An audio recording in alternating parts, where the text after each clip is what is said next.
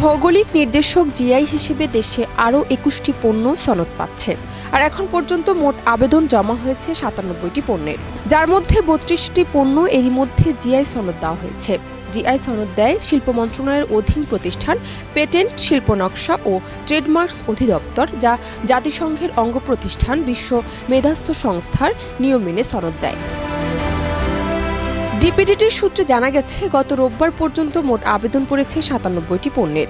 এর মধ্যে ৩২টি পণ্য জিআই সনদ পেয়েছে আর ৩২টি পণ্যের কাগজপত্র যাচাই বাছাই করা হচ্ছে। বিজি প্রেসে ১১টি পণ্যের জিআই জার্নাল প্রকাশের জন্য রয়েছে। 10টি পণ্যের জার্নাল অনুমতি দিয়েছে ডিপিডিটি, যেগুলো বিজি প্রেসে পাঠানোর প্রক্রিয়া রয়েছে। এই ২১টি পণ্যের বিরুদ্ধে যে কেউ অভিযোগ দিতে পারবে, তখন আবার আবেদনকারী এবং অভিযোগকারীর তথ্য প্রমাণ যাচাই করা হয়।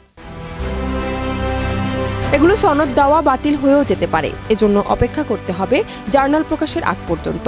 জার্নাল প্রকাশিত হওয়ার ২ মাসের মধ্যে যদি কোনো অভিযোগ থাকে তাহলে তা জমা দেওয়া যাবে। অন্যদিকে ৩২টি পণ্যের জিআই আবেদনের পরিপ্রেক্ষিতে কাগজপত্র যাচাই করা হচ্ছে, আর এখন পর্যন্ত ১২টি পণ্যের আবেদন বাতিল করা হয়েছে।